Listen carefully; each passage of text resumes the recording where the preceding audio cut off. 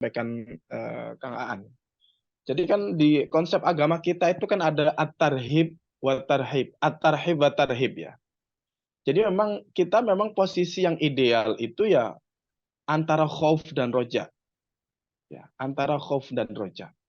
Jadi kalau sudah berada di situ saya kira sudah tepat lah. Positioningnya sudah oke. Maksud saya begini, ya. Eh, kita ini kan sering salah dalam meletakkan tawakal ya. Kita belum belum berjuang nih, tapi sudah tawakal duluan. Ini tawakal yang salah tempat saya kira ya. Dan Offset saya itu. nggak tahu apakah generasi Z itu masih ada, saya nggak ngerti nih. Ini Kang Afif gimana nih? Apakah anak-anak sekarang masih ada yang polanya begitu ya? Saya seringkali kalau lagi di kelas saya contohkan begini. Karena seringkali ya muncul pertanyaan selalu muncul, Kang An. Jadi saya tanyakannya begini. Kalau Anda ingin menguji takdirnya Allah, kalau mah benar-benar menguji takdirnya Allah, berani enggak sekarang saat ini berdiri di rel kereta api? Ya, ketika kereta api lagi kenceng-kencengnya melaju. Ya, pertanyaannya, ketika berani ya, kira-kira ketabrak kereta itu mati atau enggak? Ya, Insya pertanyaan gitu. Allah, Mak. Nah, insya Allah ya, insya Allah selesai. Hmm. Ya, tetapi ketika itu tidak kita lakukan, juga tidak terjadi apa-apa. Tidak terjadi apa-apa. Artinya terkadang kita takut dengan bayang-bayang kita sendiri gitu. Jadi kalau eh, meletakkan tawakal itu harusnya kan kita ikhtiarkan dulu ya. Jadi saya kira tadi ada kata kunci tulul amal yang ditanyakan dengan Afif itu ya. Jadi yang tidak boleh itu panjang angan-angan tapi tidak realistis.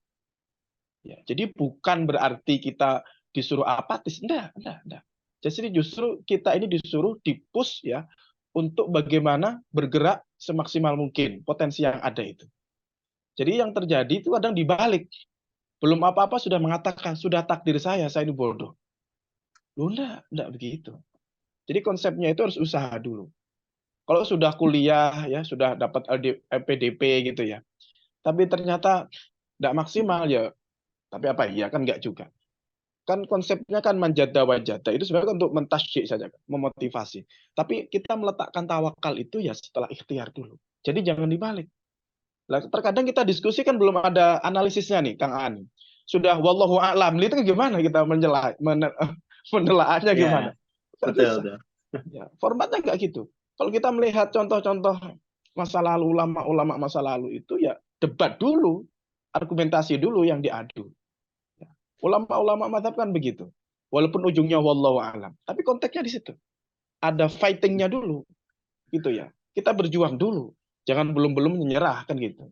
Ya, ini saya kira kalau tadi Kang An menyampaikan ada mahfuzatnya, nah saya kira ayatnya kan sudah ada itu. Wabtaghi fima ataqallahu darul akhirah wala tansa nasibaka minad dunya. Wa ahsin loh. Kan perintahnya suruh ahsin.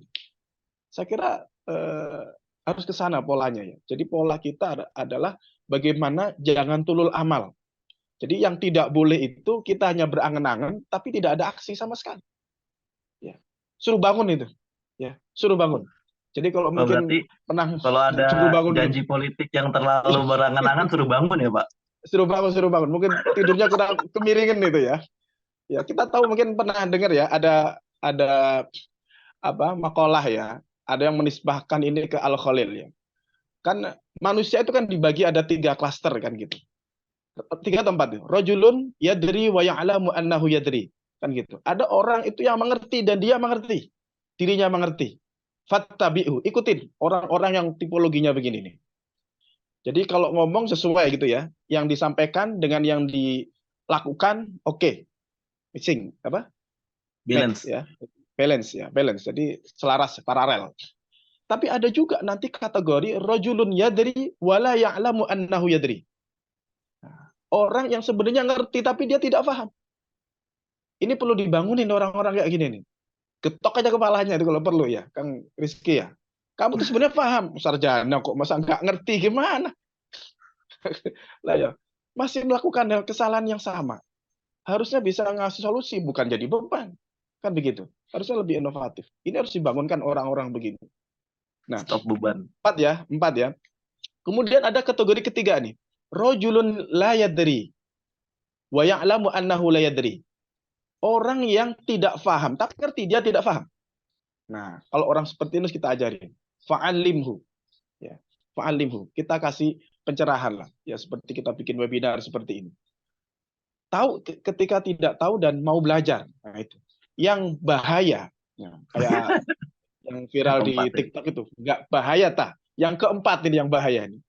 Rajulun la yadri wa la ya'lamu annahu la yadri. Ini yang biang kerok ini. Orang yang tidak paham dan dia tidak ngerti kalau dia tidak paham. Sotoy lah ya. Orang yang sotoy ini yang saya kira ya kalau di quote-nya itu fajanibhu, suruh jauhin. Ini nggak mau dikasih 1000 dalil berapa kali seminar, webinar juga nggak ngaruh ini orang-orang model kayak gini. Fajanibhu ya kalau memang tidak bisa memberikan dampak positif ke mereka ya dijauhin. Takutnya kita yang terpapar ya. Kita yang terpapar. Jadi yang realistis ya, yang tidak boleh adalah tulul amal, di mana kita hanya mengangan-angan, tetapi tidak sesuai dengan kenyataan. Pengen pinter tapi tidak mau belajar. Dari mana rumusnya? Kan nggak ada orang lahir itu bawa kitab. Tidak ada orang lahir hafal Quran. Tidak ada orang lahir langsung sarjana, meskipun ayahnya profesor. Tidak ada, semua sama. Kalau dia tidak berusaha, ya sama, bodoh. Kan gitu. Oke. Saya kira itu ya untuk Kang Afif tadi ya. Jadi kita harus berada di antara khauf dan roja poinnya. Jadi ikhtiar semaksimal mungkin, baru kemudian kita fatawakkal ala Allah. Itu saya kira konsepnya ya. Apapun.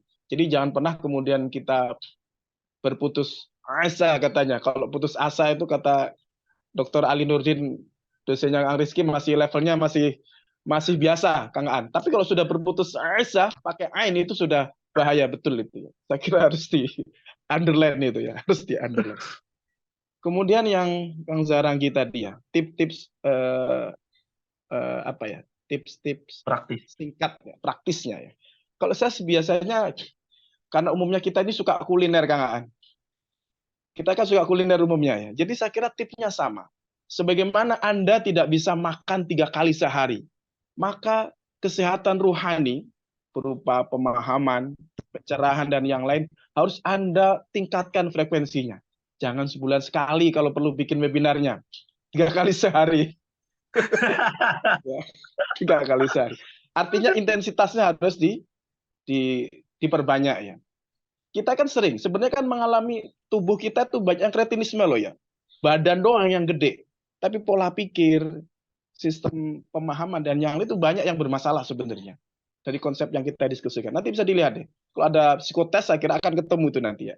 Akan kelihatan ya. Nah, artinya bagaimana kemudian kita menyeimbangkan. Kata kunci ada keseimbangan tadi ya. Agar sebagaimana kita makan gizi jasmani, ruhani ini harus diperhatikan.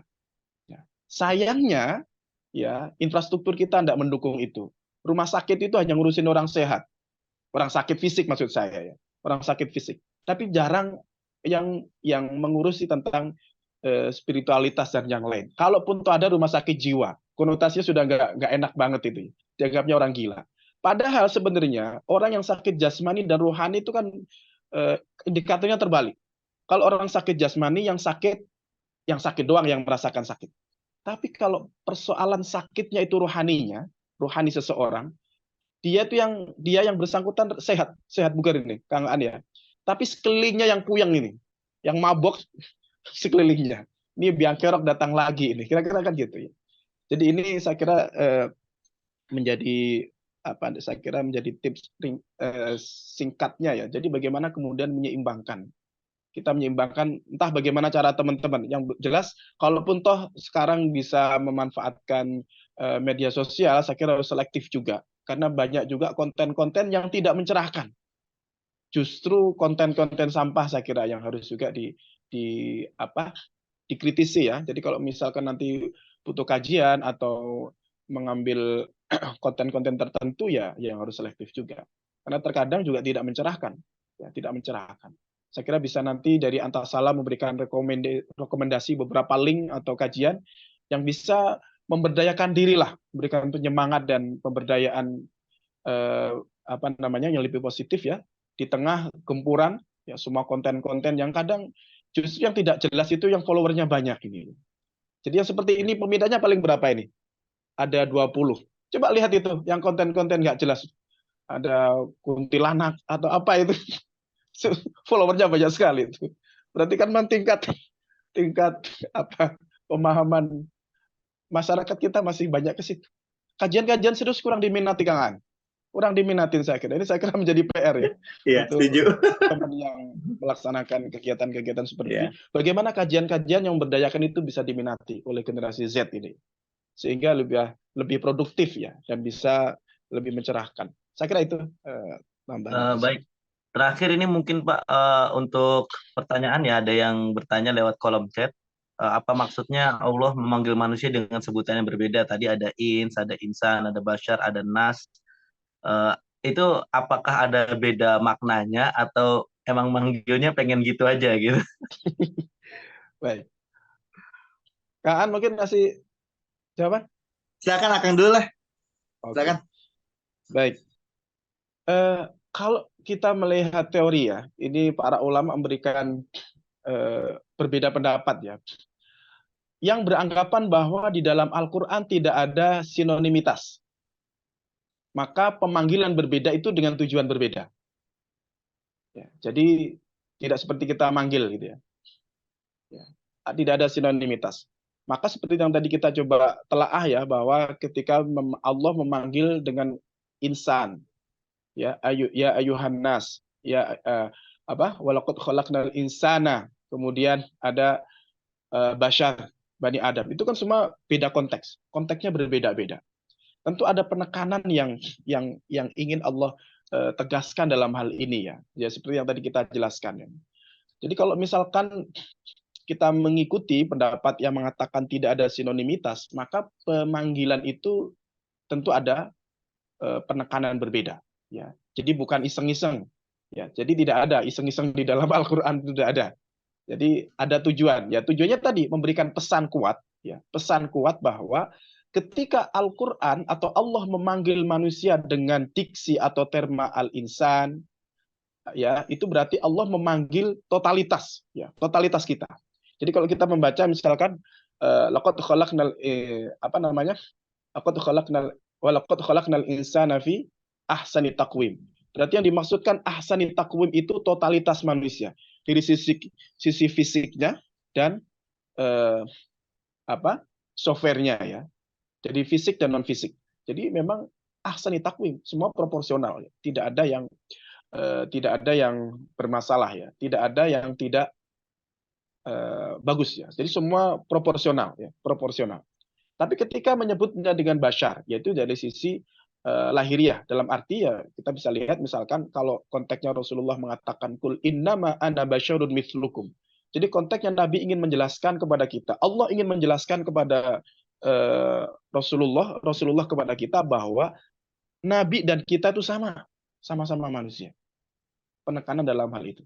Ya, sama-sama manusia. Tidak dalam konteks spiritualitasnya. Ya, kalau spiritualitas tentu berbeda ya. Tapi dalam hal kesamaan fisiknya atau a'rad al-basyariyahnya ya. Nabi makan, minum, menikah dan seterusnya. Maka kalau kemudian ada yang memahami atau beragama itu dengan ekstrim ya. Kalau zaman sahabat dulu Abu Darda pernah kan siangnya puasa, malamnya qiyamul lail. Sampai istrinya tidak dicolek gitu kan. Datang